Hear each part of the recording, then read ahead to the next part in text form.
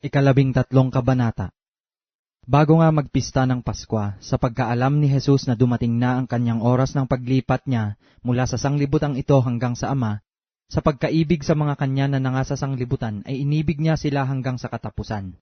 At habang humahapon, nang mailagay na ng dyablo sa puso ni Judas Iscariote na anak ni Simon ang pagkakanulo sa kanya, si Jesus, sa pagkatalastas na ibinigay na ng Ama ang lahat ng mga bagay sa kanyang mga kamay, at siya'y nanggaling sa Diyos at sa Diyos din paroroon, ay nagtindig sa paghapon at itinabi ang kanyang mga damit, at siya'y kumuha ng isang tuwalya at ibinigkis sa kanyang sarili. Nang magkagayoy nagsalin ng tubig sa kamaw at pinasimulang hugasan ang mga paa ng mga alagad, at kinuskos ng tuwalya na sa kanya'y nakabigkis. Sa gayoy lumapit siya kay Simon Pedro, sinabi niya sa kanya, "Panginoon, huhugasan mo baga ang aking mga paa?" Sumagot si Jesus at sa kanya'y sinabi, "Ang ginagawa ko'y hindi mo nalalaman ngayon, datapwat mauunawa mo pagkatapos." Sinabi sa kanya ni Pedro, "Huwag mong huhugasan ang aking mga paa kailanman." Sinagot siya ni Jesus, "Kung hindi kita huhugasan ay hindi ka magkakaroon ng bahagi sa akin." Sinabi sa kanya ni Simon Pedro, "Panginoon, hindi ang aking mga paa lamang, kundi pati ng aking mga kamay at ang aking ulo." Sinabi sa kanya ni Jesus, "Ang napaliguan na ay walang kailangang hugasan maliban ang kanyang mga paa, sapagkat malinis ng lubos, at kayo'y malilinis na, ngunit hindi ang lahat." Sapagkat nalalaman niya na ang sa kanya'y magkakanulo, kaya't sinabi niya, "Hindi kayong lahat ay malilinis." Kaya't nang mahugasan niya ang kanilang mga paa, at makuha ang kanyang mga damit at muling maupo, ay sinabi niya sa kanila, "Nalalaman baga ninyo kung ano ang ginawa ko sa inyo? Tinatawag ninyo akong guro at Panginoon, at mabuti ang inyong sinasabi sapagkat ako nga. Kung ako nga, na Panginoon at Guro, ay naghugas ng inyong mga paa, kayo naman ay nararapat ding mangaghugasan ng mga paa ng isa't isa.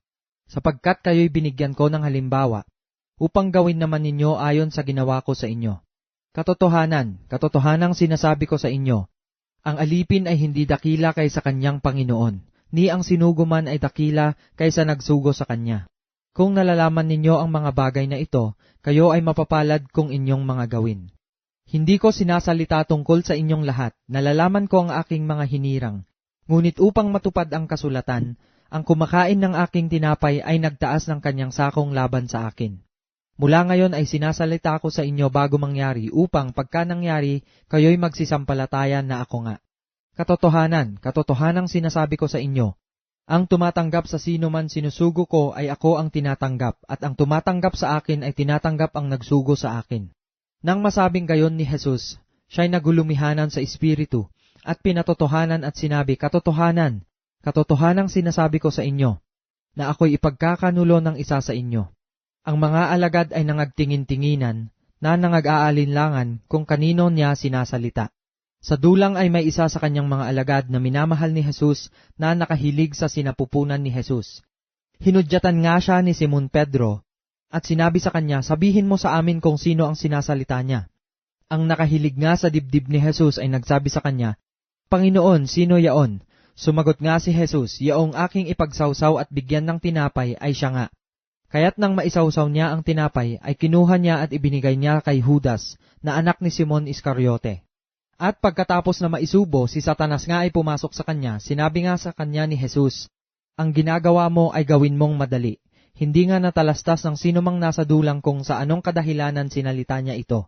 Sapagkat iniisip ng ilan, na sapagkat si Judas ang may tangan ng supot, ay sinabi ni Jesus sa kanya, "Bumili ka nga ng mga bagay na ating kailangan sa pista, o magbigay siya ng anuman sa mga dukha." Nang kanya ngang matanggap ang subo ay umalis agad, at nooy gabi na. Nang siya nga'y makalabas na, ay sinabi ni Jesus, "Ngayon ay niluluwalhati ang anak ng tao, at ang Diyos ay niluluwalhati sa kanya. At luluwalhatiin siya ng Diyos sa kanyang sarili, at pagdakay luluwalhatiin siya niya. Maliliit na anak, sumasa inyo pa ako ng kaunting panahon. Ako'y inyong hahanapin, at gaya ng sinabi ko sa mga Hudyo, sa paroroonan ko, ay hindi kayo mga kaparoon. Gayon ang sinasabi ko sa inyo ngayon. Isang bagong utos ang sa inyo'y ibinibigay ko, na kayo'y mangag-ibigan sa isa't isa, na kung paanong iniibig ko kayo, ay mangag-ibigan naman kayo sa isa't isa.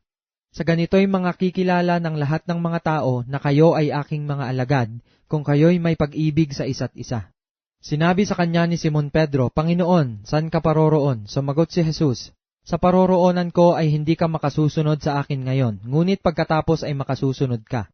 Sinabi sa kanya ni Pedro, Panginoon, bakit hindi ako makasusunod sa iyo ngayon? Ang aking buhay ay ibibigay ko dahil sa inyo. Sumagot si Jesus, ang buhay mo bagay iyong ibibigay dahil sa akin? Katotohanang sinasabi ko sa iyo, hindi titilaok ang manok hanggang ikaila mo akong makaitlo.